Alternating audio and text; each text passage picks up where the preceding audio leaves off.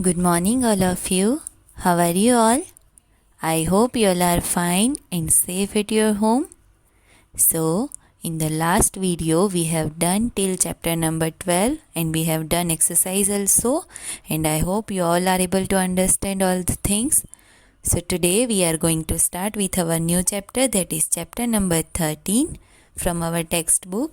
But first, we are going to do the new words. Okay, and then from next lecture we are going to start the explanation. Okay, so today you need your EVS notebook only. Okay, and first you have to listen to me very carefully and then you can write in your EVS notebook. Okay, so go quickly and bring your EVS notebook.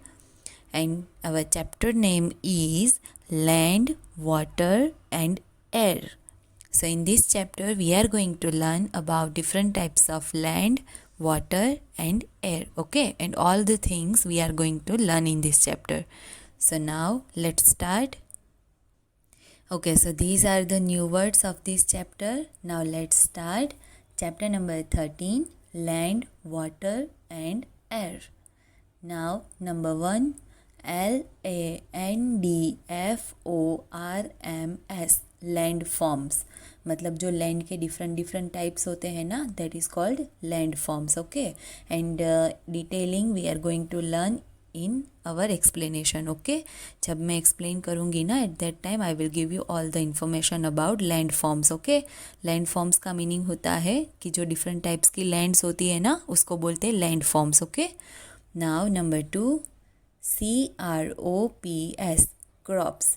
जो farmer खेत में उगाते हैं ना, उसको बोलते हैं crops. ठीक है, जो गेहूँ उगाते हैं, राइस उगाते हैं, उनको बोलते हैं क्रॉप्स. वो जो भी उगाते हैं उनको बोलते हैं क्रॉप्स. ठीक है, again I repeat the spelling, CROPS, crops. Now number 3,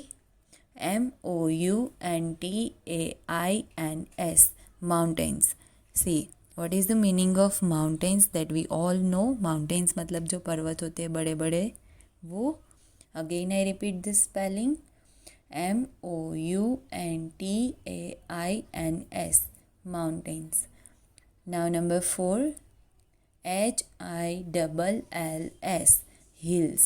see, there are difference between mountains and hills. Mountain होते हैं ना, वो बहुत बड़े बड़े होते हैं, एंड हिल्स होती है ना, वो छोटी छोटी होती है. ठीक है, उसके ऊपर आप चढ़ सकते हो आसानी से, but on the mountain it is not easy to climb up. Okay, so that is the difference between mountains and hills.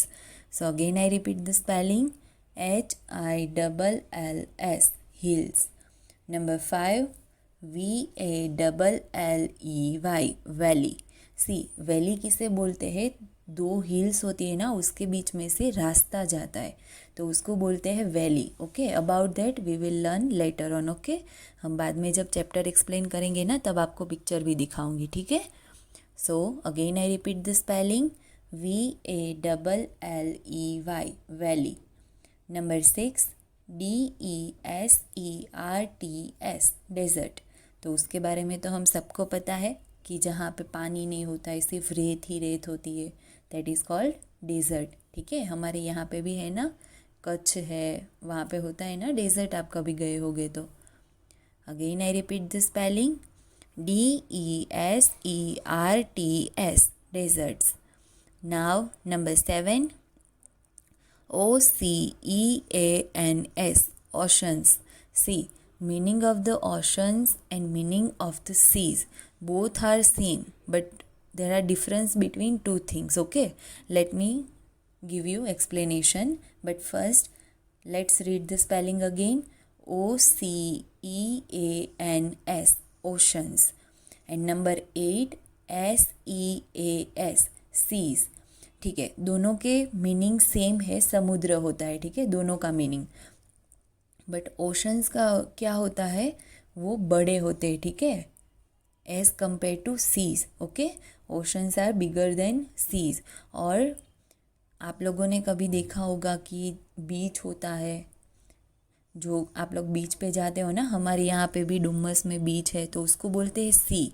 और ओशन क्या होता है कि जिसके साथ कोई भी लैंड का पार्ट जुड़ा हुआ नहीं होता है, सिर्फ पानी ही पानी होता है. ठीक है, So that is called oceans. Now number 9, WATERBODIES, water bodies. See, water bodies का मीनिंग होता है कि कोई ऐसी बॉडी या फिर कोई लैंड का ऐसा पार्ट जिसमें वाटर कलेक्ट होता है, ठीक है, तो उसको बोलते हैं वाटर बॉडीज़. जैसे कैसे हमारी बॉडी में हमारे सारे पार्ट्स हैं अंदर, तो हम हमारे शरीर को बॉडी बोलते हैं ना, दैट मीन्स हम उसको बॉडी बोलते हैं. तो सेम वाटर बॉडीज़ किसको बोलते हैं कि कोई ऐसा पार्ट है लैंड का जिसमें वाटर कलेक्ट होता है, ठीक है, तो उसको बोलते हैं water bodies. Again I repeat the spelling, WATERBODIES, water bodies. Number 10, GROUNDWATER, ground water. C, ground water का मीनिंग होता है जो ज़मीन के नीचे पानी होता है ना, उसको बोलते हैं ग्राउंड वाटर, ठीक है. Again I repeat the spelling, GROUNDWATER, ground water. Number 11, WIND, wind, that we all know, मतलब हवा. Again I repeat the spelling, WIND, wind. Number 12, BREEZE, breeze, उसका भी मीनिंग होती है हवा, ठीक है. Again I repeat the spelling, BREEZE, breeze.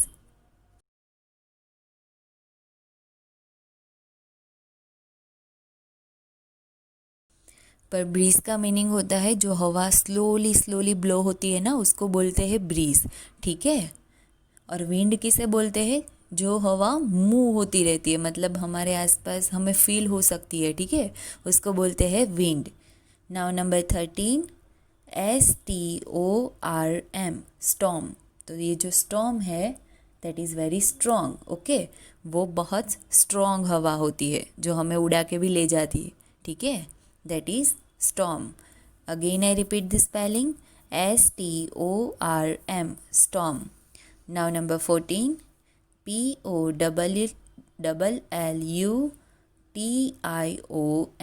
pollution. Again I repeat the spelling, POLLUTION, pollution. And pollution that we all know, जब हमारे आसपास गंदगी होती है हवा में, ज़मीन पे, पानी में, कहीं पे भी, that is called pollution, ठीक है. Number 15, SMOKE, स्मोक, मतलब जो धुआं होता है ना, जो कभी फैक्ट्रीज में से निकलता है, चिमनी में से निकलता है, that is called smoke, okay. Again I repeat the spelling, SMOKE, smoke. Number 16, FACTORIES, factories. So the meaning of factories is that we all know, हमारे आसपास कुछ चीज़ें बनती है जो जहाँ पे, जो प्लेस पे हमारे हैंडमेड चीज़ें बनती है, लाइक फूड आइटम्स बनती है, देन क्लोथ्स बनते हैं, that is called factories. Again I repeat the spelling, FACTORIES, factories. Number 17, VEHICLE, vehicle. Vehicle का मीनिंग होता है जो हम लोग चलाते हैं ना, गाड़ी, that is called vehicle, okay. Again I repeat the spelling, VEHICLE, vehicle, okay. So now here we are done with our new words. From next lecture we are going to start our chapter explanation, okay. So be ready, and these new words you are going to write in your EVS notebook, okay. And I hope you all are able to understand all the things. So here we are done with today. Stay safe at your home, eat healthy food, drink lots of water. Bye bye.